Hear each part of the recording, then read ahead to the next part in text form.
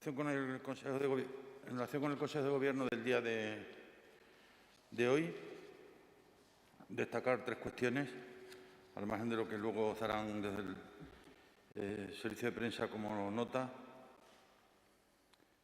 Hemos aprobado un proyecto de decreto ley por el que se aprueba un programa de ayudas para la reactivación empresarial. Hemos estado trabajando en los últimos meses en su contenido, fundamentalmente en las últimas semanas. En el primer semestre del año aprobamos un decreto que iba fundamentalmente destinado a autónomos durante la primera parte de la pandemia. Ahora intentamos cubrir un espacio, un hueco que estaba por rellenar en materia de ayudas, que era el de autónomos y empresas con más de 3 trabajadores, y a ello va destinado una línea de entre 2 y 10.000 euros por cada una de los autónomos o empresas cuando se dan una serie de requisitos, una serie de circunstancias que ya desarrollará también el consejero de Economía. En segundo lugar, el decreto de contratación de los seguros agrarios, que para nosotros tiene muchísima importancia. Creo que a lo largo de los últimos años la recuperación de los seguros agrarios es uno de los elementos de mayor importancia y trascendencia.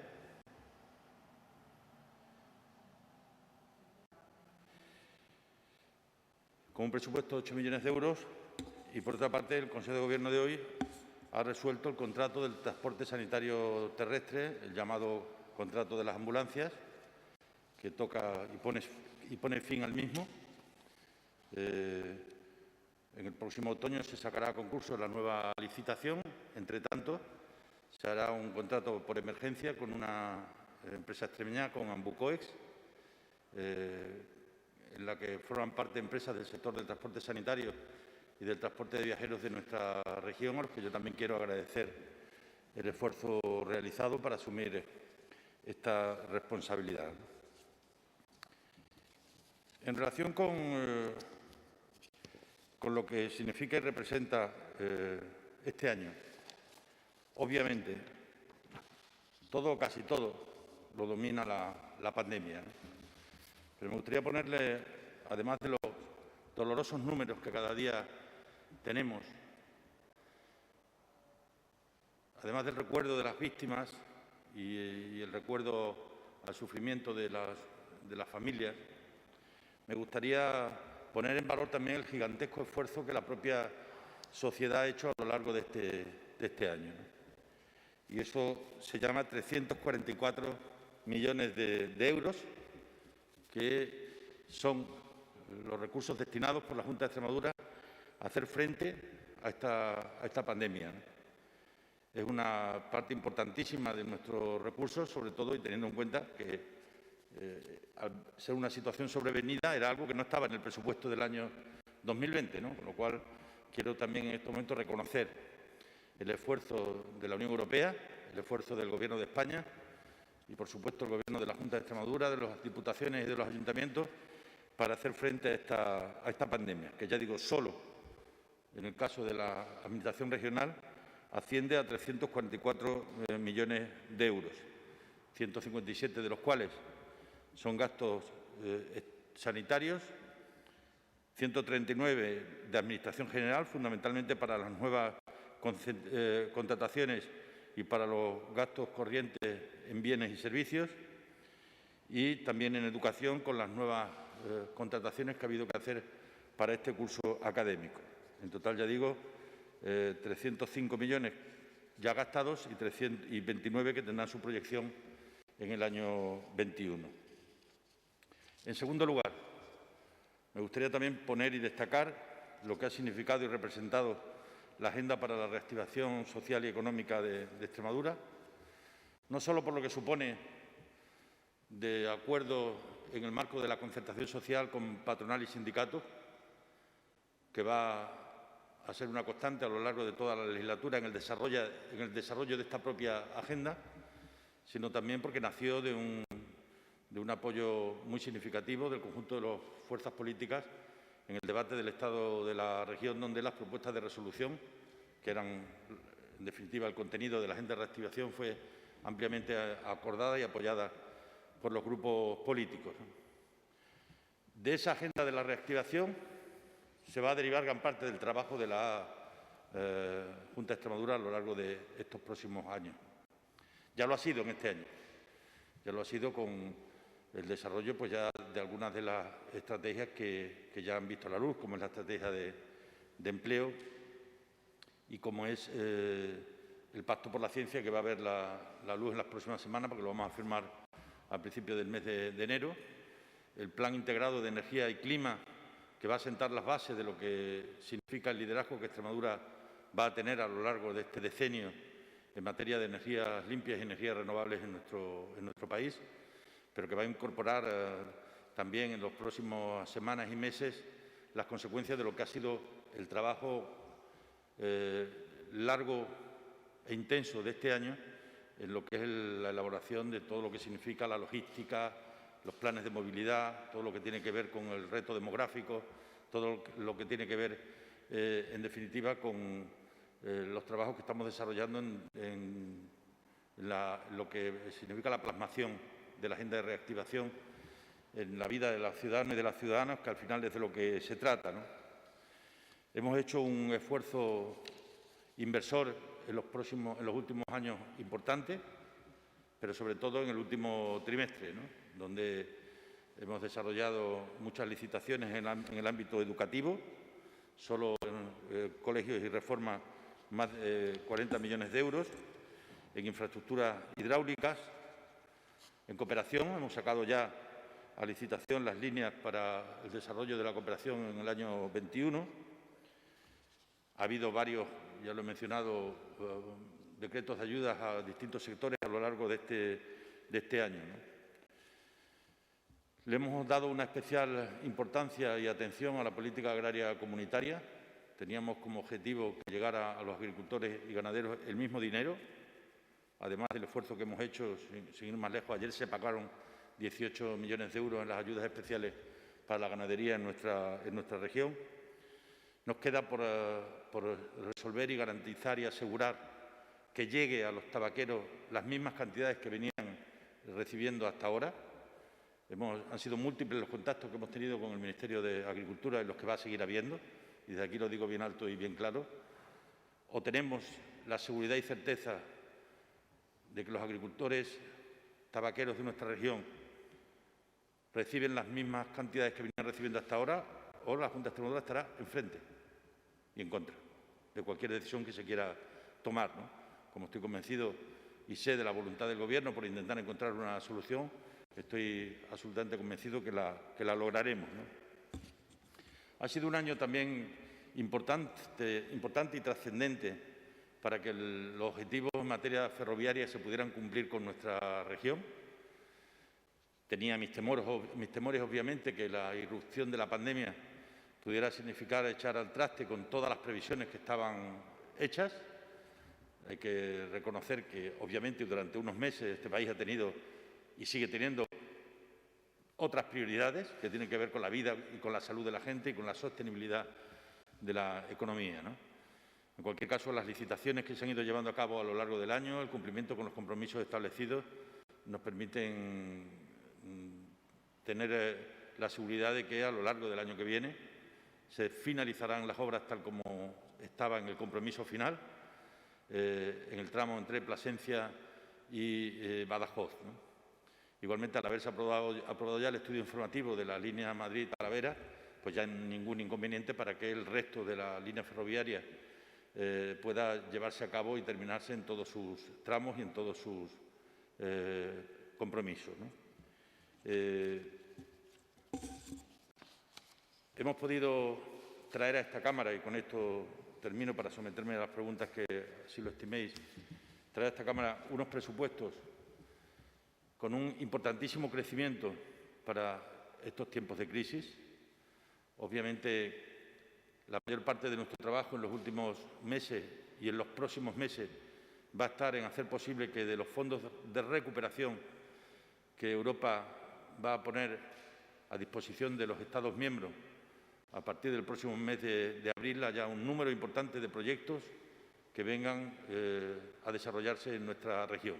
Eso como entenderán, no puede ser flor de un día, tiene que ser flor de muchos días, de muchas reuniones, de mucho trabajo. Mañana será un buen ejemplo en el Ministerio de Transición Ecológica, porque lo que pretendemos, en definitiva, es que cuando llegue el momento haya un importante número de proyectos que se desarrollen en Extremadura, bien por parte de la Unión Europea, bien por parte del Gobierno de España, bien por parte de la Junta de Extremadura o de las Diputaciones provinciales o de los ayuntamientos.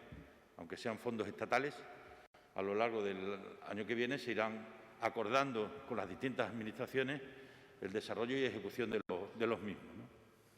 Hemos mantenido una gran colaboración con el sector empresarial de Extremadura, con la patronal y con los sindicatos, para intentar enviar, tal como hemos hecho al Gobierno de España, una agenda para la reactivación social y económica con un portfolio de proyectos que creo que es absolutamente imprescindible para entender la trascendencia de los momentos que nos quedan por vivir, de los momentos que nos quedan por desarrollar a lo largo de los próximos meses y de los próximos años. Nunca en la historia de Extremadura, cuando digo nunca, estoy diciendo nunca, había habido la opción de poderse invertir tantos recursos en sectores estratégicos en tan poco tiempo. Y esto es algo que lo vamos a poder ver en el horizonte. Ya lo estamos viendo en el sector energético, pero lo vamos a poder ver también en el sector de la digitalización, en el sector de la movilidad, en el sector de la logística, en el sector del turismo, en el sector de la cultura. Estoy persuadido de que vienen momentos que van a ser trascendentales para nuestro futuro, siempre y cuando, obviamente, seamos capaces de vencer de una vez por todas a esta pandemia, de la que ya tenemos una parte de la solución, cuál es la vacuna, pero no toda la solución.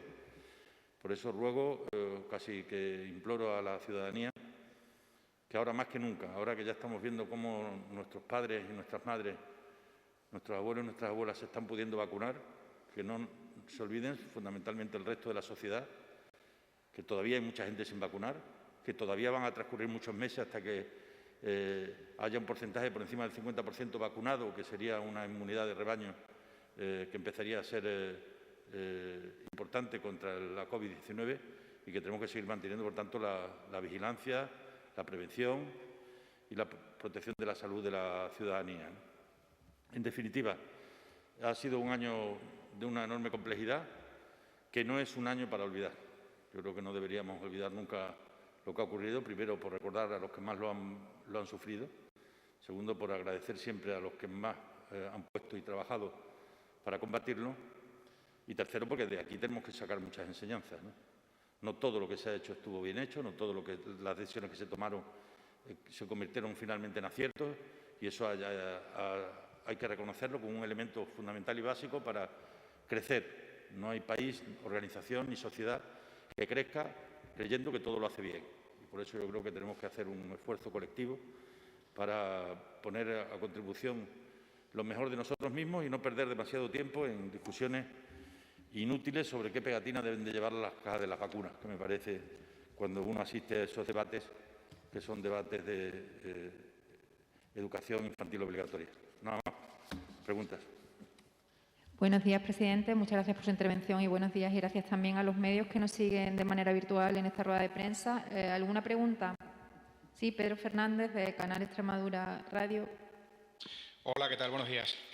Dos cuestiones en relación a la rescisión del contrato con Ambulancias Tenorio. Primero, ¿cómo se va a desarrollar esa fase, digamos, de transición? Y si se va a reclamar algún tipo de indemnización a la empresa saliente, a Ambulancias Tenorio. Y sobre el plan de reactivación económica, saber cuándo se van a convocar las ayudas y si van destinadas a sectores concretos. Gracias. Es un decreto ley que como tal entra en vigor, se puede llevar a cabo sin necesidad de una convocatoria única, sino que está abierto desde el mismo momento de la publicación y obviamente tiene que ir a la Asamblea de Extremadura para su convalidación. En principio no restringe sectores, sí puedo decir con toda claridad que se inició su tramitación y su desarrollo pensando en los dos sectores que están más duramente afectados, como es la hostelería y el comercio minorista, ¿no? Si recordáis, Pedro, en el estudio que presentamos allá por el mes de junio en el debate del Estado de la región, el estudio de la Facultad de Ciencias Económicas de de la Universidad de Extremadura dejaba ya entonces muy claro quiénes eran los dos sectores más damnificados y eran precisamente estos, la hostelería y el comercio minorista, que posteriormente ha continuado a medida que ha habido que seguir manteniendo limitaciones, restricciones a la movilidad, ¿no?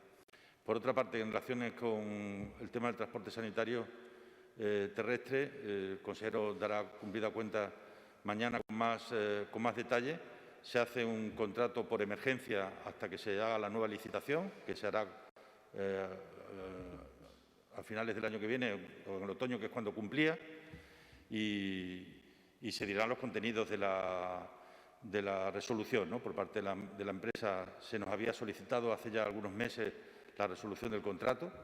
La COVID-19 ha modificado muchas cosas, entre ellas las obligaciones y las exigencias a la hora de hacer frente a contratos establecidos cuando no la había, ¿no? Esa es la razón por la que finalmente se ha producido esta resolución y por la que tengo también la satisfacción y la alegría de que sea una empresa extremeña, Ambucoex, la que se haga cargo a partir de las próximas semanas del transporte sanitario terrestre, ¿no? Yo lo dije en su día y lo repito ahora. Tenemos que ser capaces en la región que los servicios, que los contratos de suministro de productos y de servicios se puedan quedar en Extremadura siempre que, obviamente, se ganen los concursos. Por eso lo que creo que tenemos que trabajar es con las empresas para que tengan la suficiente fortaleza a la hora de presentarse a los concursos públicos de cara a que los puedan ganar, ¿no? Porque creo que eso es bueno para todos y porque además le daría estabilidad a los servicios, que es de lo que se trata, ¿no? Preguntas. Sí, Pablo Caro, de DF. ¿Tienes teléfono, Pablo? ¿Ahora? Ahora. Sí, en relación a esto, ¿se puede entender entonces que se ha confirmado las sospechas que había respecto a Ambulancias Tenorio desde el inicio de su adjudicación? Desde los sindicatos, desde los partidos se alertaba y o no se vio o no sé si se confirma con la recta rescisión aquella advertencia que se hicieron. Yo no juzgo, Pablo, no juzgo. Simplemente constato un hecho cierto y es el que a lo largo de este año se ha producido por parte de la empresa una solicitud de poner fin a la contratación porque las circunstancias habían variado o porque probablemente cuando concurrieron inicialmente ellos entendieron que la demanda iba a ser otra y una región como esta, con 42.000 kilómetros cuadrados, donde la demanda es casi ilimitada, pues produce unas tensiones, ¿no? Ya he dicho también que en la vida, como nosotros no somos perfectos, frente a la perfección de algunos de la oposición, nosotros no somos perfectos.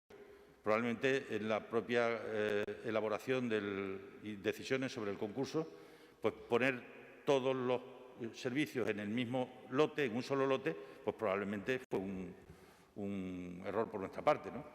Que también lo hicimos pensando en que eso era lo mejor para el servicio. Luego las propias consideraciones que se han ido produciendo nos han hecho pensar que es preferible que esto vaya en varios lotes, no solo para abrirlo, sino también para disminuir el riesgo por parte de las empresas y poder desarrollar mejor la función y la tarea, ¿no? Yo ahora mismo lo que estoy pensando es en el servicio. Ya imagino que probablemente, no hablo por vosotros, obviamente, que sois notarios de la realidad. Ya supongo yo que otros sus intenciones serán otras, pero yo ahora mismo pienso fundamentalmente en el servicio. ¿Alguna pregunta más? Sí. Pablo, sigue en su turno. A ver, quería preguntarle en relación a dos proyectos. El Consejo de Gobierno aprobó la declaración del proyecto de Castilblanco, de especial interés. El proceso seguía. Yo quiero saber qué grado de confianza tiene el presidente en que finalmente ese proyecto va a seguir adelante. Y también respecto a la mina de litio. Se ha concedido unos permisos, pero el propio alcalde ve la sospecha de que al final quizá ese proyecto va a seguir adelante a pesar de que se han restringido el territorio en el que se puede investigar. Ahora, la diferencia, Pablo, entre los que pueden opinar y la Administración que tiene que decidir es que yo soy de los que creen que la Administración no tiene opinión, tiene leyes que cumplir. Y eso será lo que haremos, cumplir con las leyes, ¿no? Para lo cual hemos sido desde el minuto 1 enormemente prudentes y hemos dicho la pura realidad. Y es que este será un proyecto que al final va a tener una un posicionamiento por parte del Ayuntamiento en materia urbanística. Y serán los cacereños y las cacereñas, a través de sus representantes, los que tengan la posibilidad de decidir, ¿no? Respecto al proyecto de Elysium, se ha dado un paso más. Yo ni soy con los que desde el minuto 1 hablaban de fantasía, ni soy de los que ahora creen que ya está hecho. No, se ha dado un paso importante, que es el del cumplimiento de unos elementos que la ley exigía para ser reconocido como un proyecto gran instalación de ocio, y ahora vienen los momentos clave en los que habrá que presentar la documentación que permita el que tenga las autorizaciones correspondientes en el futuro. Obviamente se ha dado un paso importante, ¿no? Yo soy de la opinión que de las cosas no se debe hablar hasta que no están hechas. Y yo nunca he hablado de nada hasta que no ha estado hecho. Pero nada de lo que hemos podido hablar en el futuro en estos momentos ha dejado de ser una opción real de futuro. Nosotros estamos trabajando en muchos frentes. Puedo asegurar que en decenas y decenas y decenas de proyectos. ¿Quiere decir que todos vayan a salir? No. Pero yo ahora no tengo constancia de que alguno seguro que no va a salir. Todos pueden salir. Habrá unas circunstancias u otras, ¿no?, que habrá que ir valorando. Y esto se hace trabajando, trabajando y trabajando. Yo no conozco otra manera de no hacer las cosas. De hecho, de este propio proyecto, el Gobierno ni ha salido.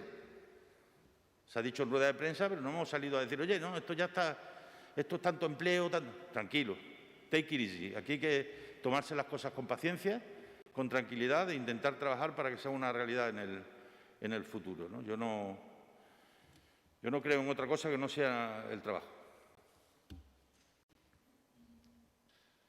¿Alguna pregunta más? Sí, Javier Serrano, Televisión Española.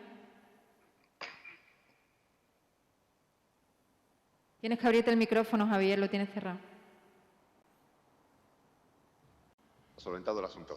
Decía que al margen que he avanzado de que mañana tenemos a José María Vergeles hablando del asunto en sí, quiero aprovechar la circunstancia de su comparecencia para preguntarle qué le parece que ahora mismo presentemos en Extremadura la segunda mayor incidencia acumulada en 14 días. ¿Es posible que se adopten medidas todavía más restrictivas en la región? ¿Cree que sería necesario? Pues lo veo con una enorme preocupación, como es lógico, y donde tenemos que seguir extremando la responsabilidad de cada uno, ¿no? Creo que los márgenes para tomar más medidas que no sean un confinamiento y un cierre total del país, que en ningún caso en estos momentos nadie se la está planteando, el margen de ampliar el número de medidas está ya muy limitado. Y, por tanto, lo que creo que hay que hacer es intentar cumplir con la determinación que hemos establecido por parte tanto del Consejo de Gobierno como por parte mía como autoridad delegada, ¿no? Lo que sí puedo decir es que, siendo verdad, y lo es, que en estos momentos tenemos unas cifras importantes, cuando los ves y lo trasladas a hospitalizaciones o a utilización de camas de UCI, se pone de manifiesto que se está produciendo un incremento a expensas también de la bajada de la pirámide poblacional. Es decir, la pirámide poblacional tiene ahora mismo una barriga que está aumentando a la altura de entre 18 y 30 años, cosa que antes no ocurría. Por eso, cuando había más contagios en personas que eran de mayor edad, había más hospitalizaciones y había más uso de las UCI, esto no le quita ninguna importancia al dato. Y luego, creo que aquí se están haciendo muy bien los rastreos. Yo no valoro en el resto de los sitios. Y como se están haciendo muy bien los rastreos, se están haciendo un seguimiento a los contactos y haciéndoles PCRs a los contactos. Y cuando se hacen PCR a los contactos de positivos, aparecen más positivos. O sea, yo no me comparo, ni me comparaba cuando los datos eran mejores, ni me comparo ahora que los datos pueden ser peores. Porque esto no va de eso. Hay que analizar, hay que escudriñar el porqué de esos datos, ¿no? Yo me baso fundamentalmente en los nuestros, ¿no? Y en ese sentido yo creo que lo que tenemos que seguir es haciendo muy bien los rastreos, viendo dónde están los casos. Si analizáis bien los casos cuando los tengáis esta tarde, veréis que aproximadamente un 50% de los casos están en ciudades, un 50% están en los pueblos, así que tampoco parezca que solo hay casos en las ciudades o que solo hay casos en algunos sitios. Hay bastante... los casos están bastante repartidos, lo cual nos está permitiendo poder hacer bastante bien los rastreos, porque se hace un seguimiento claro y está habiendo, pues ya digo, un número de casos importantes, ¿no?, que nos tiene que hacer recapacitar sobre los días que vienen por delante, ¿no? Y tengo una cierta sensación como que nos olvidamos de la noche a la mañana. Es decir, hoy estamos porque a la hora de que salgan los datos todos estaremos muy preocupados por los datos, pero cuando veamos la información de mañana estaremos viendo a gente quejarse porque hemos cortado de 6 a 8 de la tarde los establecimientos abiertos al público, ¿no? Es decir, las decisiones las hemos tomado con prudencia, con mesura, pero las hemos tomado pensando que sea lo mejor para todos, siendo capaces de mantener también un mínimo la economía, ¿no? Porque también luego cuando aparece la caída en términos de PIB o las caídas del comercio minorista o la caída de determinados servicios, pues nos damos cuenta que aquí la caída ha sido inferior. Obviamente, porque estamos intentando guardar un equilibrio sin que esto repercuta en una mayor gravedad para la salud de las personas, ¿no? Sí. Segunda cuestión relacionada con el coronavirus. En cuanto a Talayuela, Logrosán y Cañamera, ¿nos puede decir si hay novedades positivas en breve con estas 3 localidades? Pues hoy tenemos reunión para valorarlo. Creo que en Talayuela se va a prolongar el aislamiento perimetral porque cumple y estamos valorando según los datos de hoy para el resto de los casos. ¿Vale? ¿Más preguntas? Sí, Fabián, de la cadena COPE. Gracias, ¿qué tal? Buenos días y felices fiestas a todos. Yo tenía 2 preguntas. La primera sobre la incidencia que le preguntaba a Javi era, presidente, ¿qué le dice a toda esa gente que achaca ese aumento de la incidencia a la falta de medidas en el pasado, como por ejemplo que Extremadura no estuviera cerrada perimetralmente mientras que el resto sí, en fin, etcétera, etcétera, las diferentes críticas que han surgido en las últimas horas a raíz de esos datos? Y luego la segunda pregunta es a nivel nacional, es sobre unas declaraciones de la vicepresidenta del Gobierno, Carmen Calvo, que incluso ha abierto la puerta a la excarcelación de los líderes del proceso, pese a que la Fiscalía dice que no. Usted, como líder socialista extremeño, ¿cómo lo ve? Respecto a la primera, niego la mayor. Es decir, cuando nosotros tomamos las decisiones que tomamos, las tomamos convencidos y sigo convencido de que no está produciéndose los contagios por la gente de fuera que viene a Extremadura, se está produciendo por la movilidad que estamos teniendo dentro de Extremadura, nos estamos contagiando unos de otros, es decir, no está ocurriendo, es el exceso de movilidad interna la que produce el aumento del número de casos